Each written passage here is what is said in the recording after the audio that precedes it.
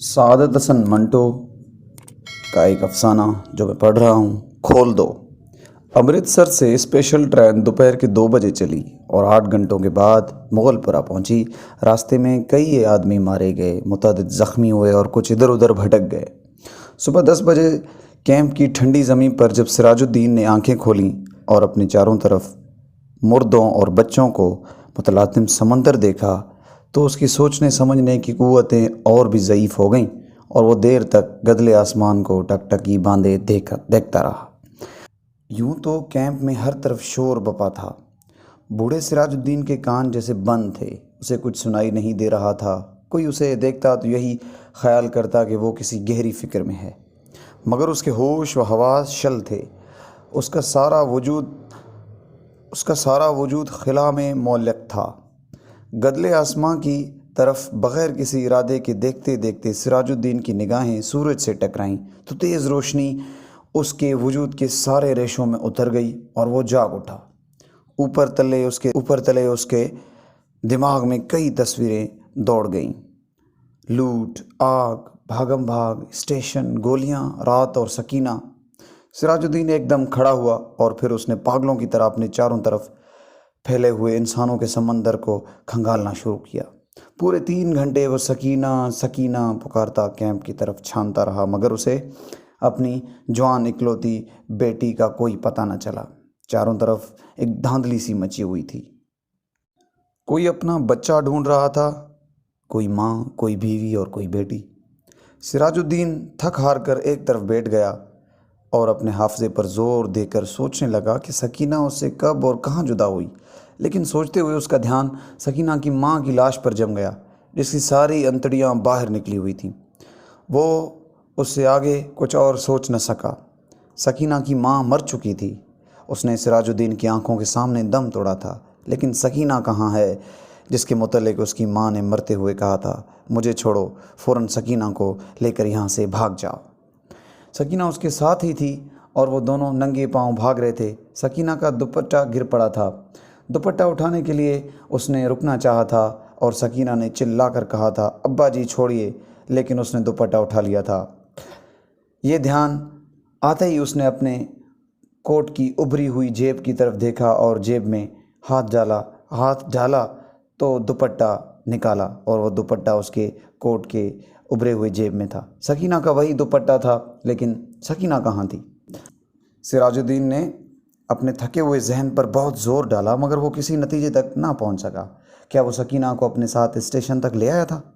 کیا وہ اس کے ساتھ گاڑی میں سوار ہوئی تھی؟ کیا راستے میں گاڑی کے رکنے اور بلوائیوں کے گاڑی میں گھس آنے پر وہ بے ہوش ہو گیا تھا جو وہ سکینہ کو اٹھا کر لے گئے؟ سراج الدین کے ذہن میں سوال ہی سوال تھے، جواب کوئی نہ تھا۔ سراج الدین کو ہمدردی کی ضرورت تھی، لیکن چاروں طرف جتنے بھی انسان پھیلے ہوئے تھے سب کو ہمدردی کی ضرورت تھی۔ اس نے رونا چاہا، مگر اس کی آنکھوں نے اس کی مدد نہ کی۔ آنسو نہ جانے کہاں غائب ہو گئے تھے۔ 6 روز کے بعد سراج الدین کے ہوش و حواس کسی طرح درست ہوئے تو وہ ان لوگوں سے ملا جو اس کی مدد کرنے کو تیار تھے۔ وہ 8 نوجوان تھے۔ ان کے پاس لاری تھی، بندوقیں تھیں۔ اس نے ان کو لاکھ لاکھ دعائیں دیں اور سکینہ کا حلیہ بتایا۔ گورا رنگ ہے اس کا اور بہت خوبصورت ہے وہ، مجھ پر نہیں ہے، ماں پر ہے۔ عمر 17 برس کے قریب ہے، آنکھیں بڑی بڑی، بال سیاہ، دانے گال پر موٹا سا تل، میری اکلوتی لڑکی ہے، ڈھونڈ لاؤ، خدا تمہارا بھلا کرے گا۔ رضاکار نوجوان نے بڑے جذبے کے ساتھ بوڑھے سراج الدین کو یقین دلایا کہ اگر اس کی بیٹی زندہ ہوئی تو چند ہی دنوں میں وہ اس کے پاس ہوگی۔ 8 نوجوانوں نے کوشش کی، جان ہتھیلی پر رکھ کر وہ امرتسر گئے۔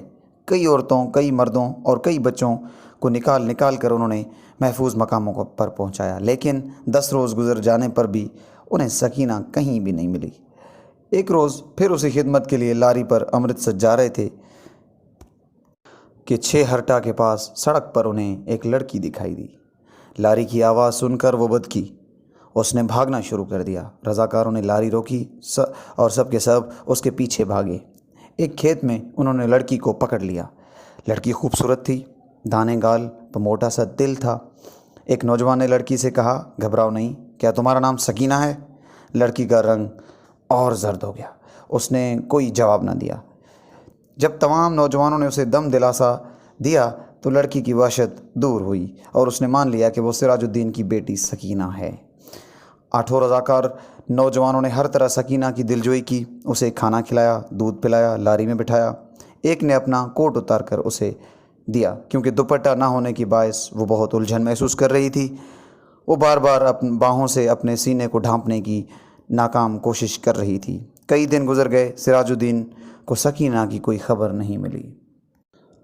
وہ دن بھر مختلف کیمپوں اور دفتروں کے چکر کاٹتا رہا لیکن کہیں بھی اسے بیٹی کا پتہ نہ چلا۔ رات کو وہ دیر تک ان رضاکار نوجوانوں کی کامیابی کے لیے دعائیں مانگتا رہا جنہوں نے اسے یقین دلایا تھا کہ اگر سکینہ زندہ ہوئی تو چند دنوں میں اسے ڈھونڈ کے نکالیں گے۔